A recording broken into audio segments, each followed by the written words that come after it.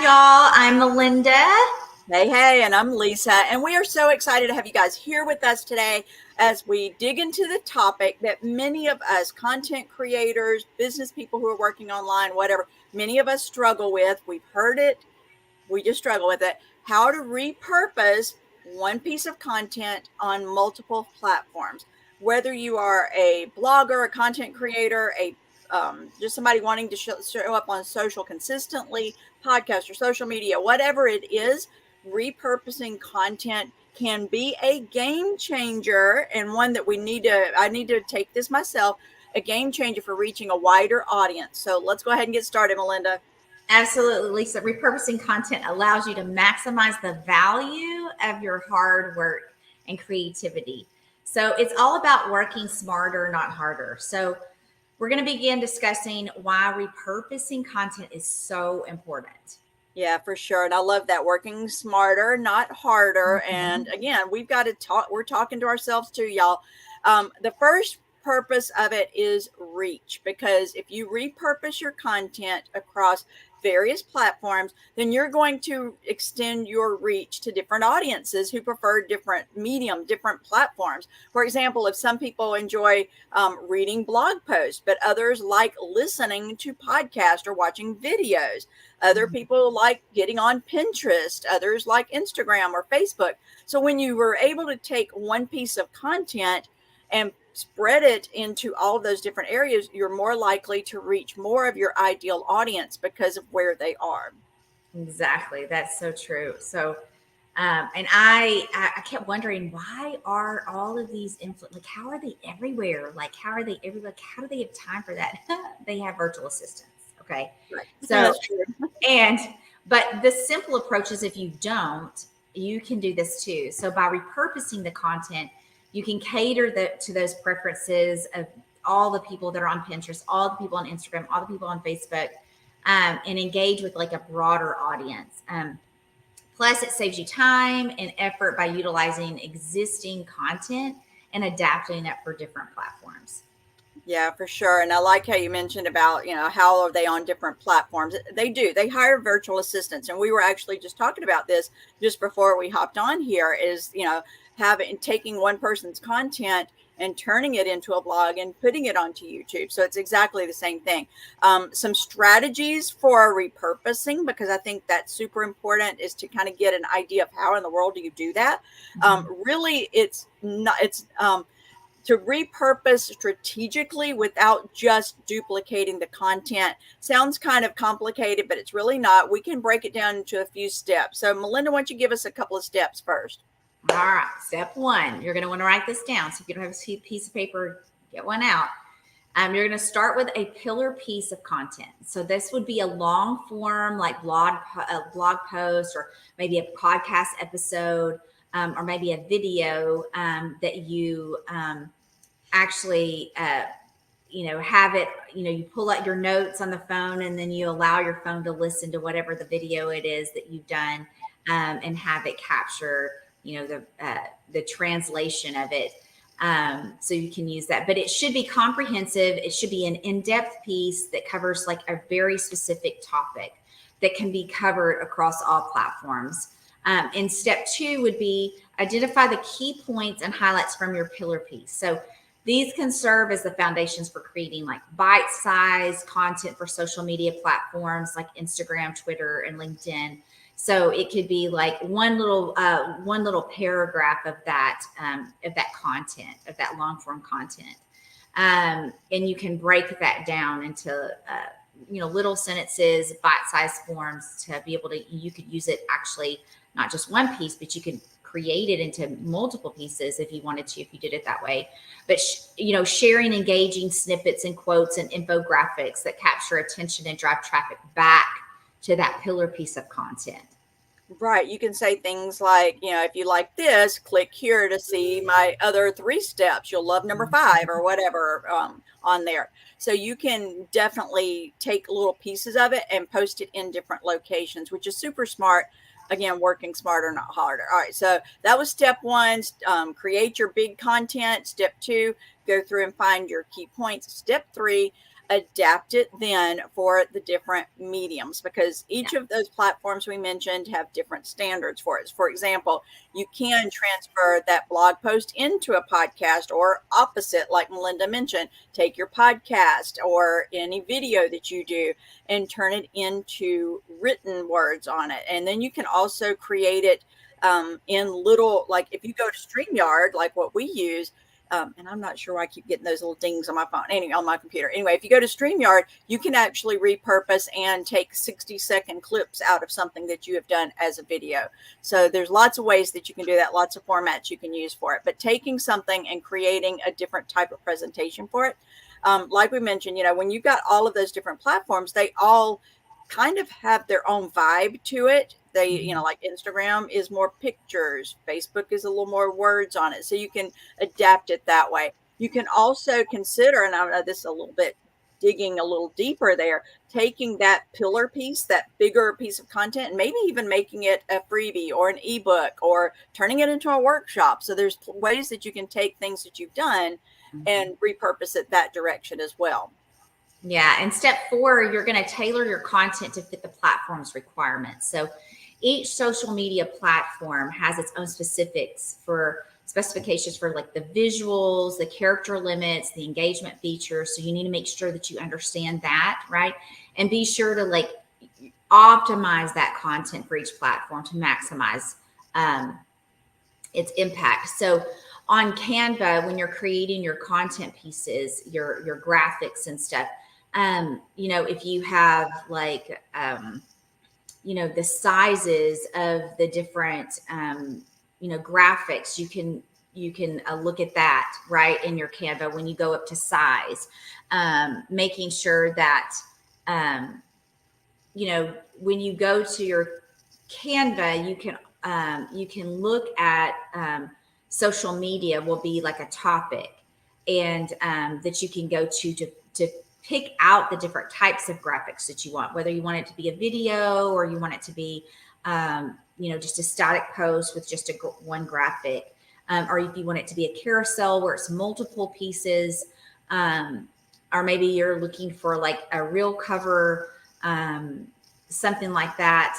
You can, Canva can kind of help guide you through the specific size, the colors, the specifications for those visuals. Yeah, good points there. You can even look it up. You can Google what's this optimal size for whatever your medium is. But like Twitter has 140 characters.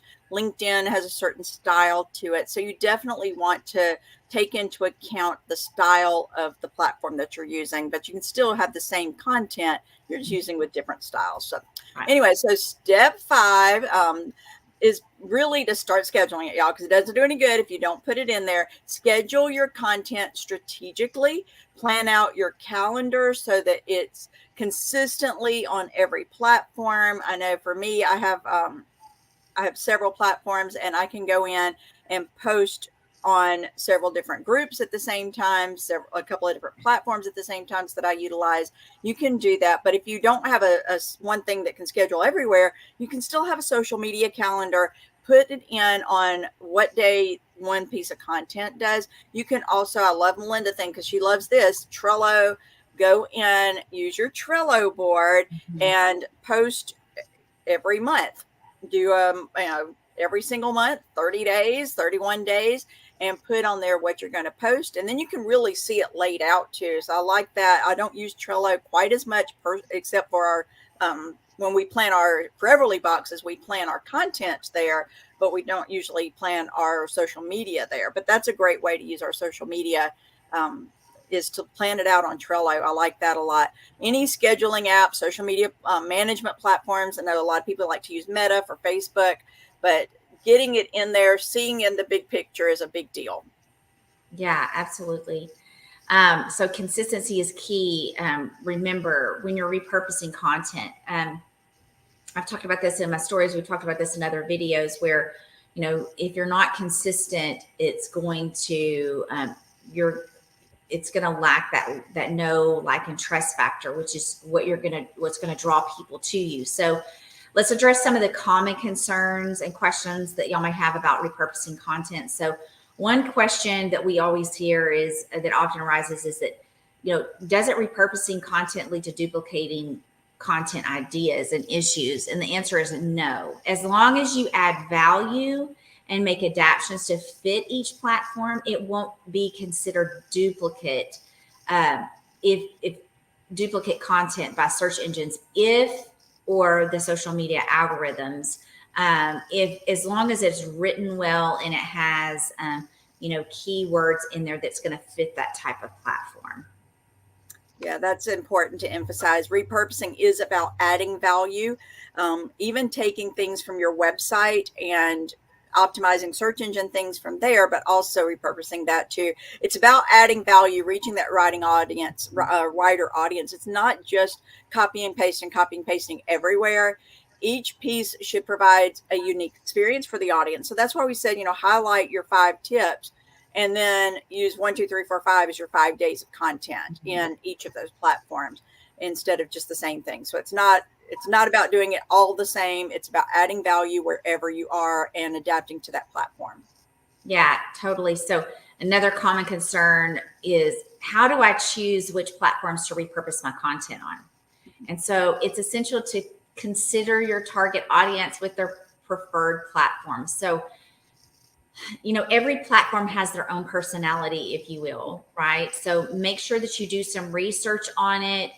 Go in and look at your LinkedIn, go in and look at your Pinterest, go in and look at your Instagram, look at your Facebook. It's all different. There's sometimes where I can take one quote and put it on a graphic and do it on social media, on Instagram, but I don't want to do it on Facebook because the algorithm's a little bit different with static posts on Facebook than it is with Instagram. So you have to really know which platforms align best with your content and goals. Yeah, like my audience wouldn't be hanging out necessarily at Twitter for the type of content that I have. So I definitely have to look at that too and see which one works better for my audience and for me too. So great advice there. Think of quality over quantity though. Even though quantity is good and the consistency, you definitely want to have your quality there. That's that whole bringing value, y'all. You got to do that. Choose platforms where you can create meaningful connections there. It may not, like I said, mine's not going to be on Twitter.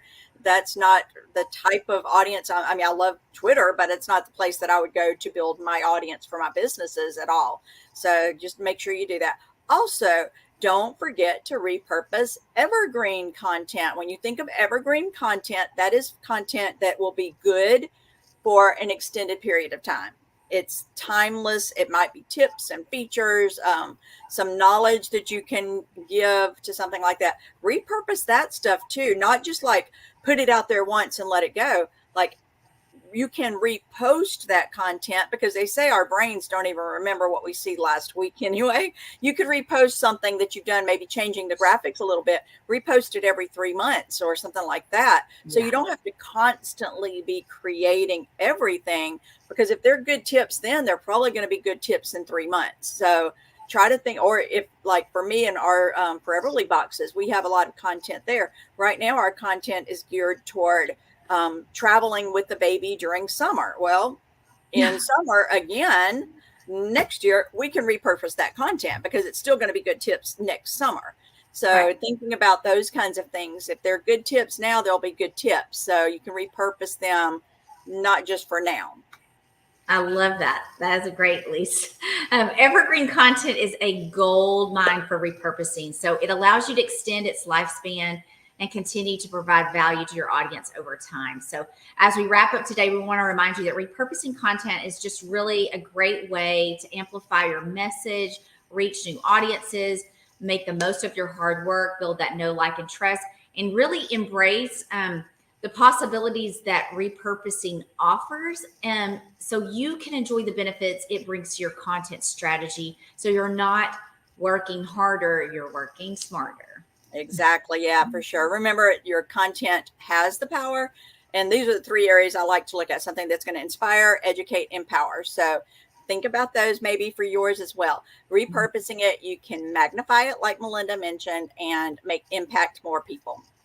That's right. So We want to empower even more people. But thank you so much for joining us today. We hope you found this information on repurposing content helpful and inspiring. But don't forget to share what you're learning on social media, and share your thoughts and questions with us. Until next time, keep creating and repurposing your content with purpose. And don't forget, slay those giants in your life to empower the yet so you can live happy, joyous, and free in Christ and start changing your family tree.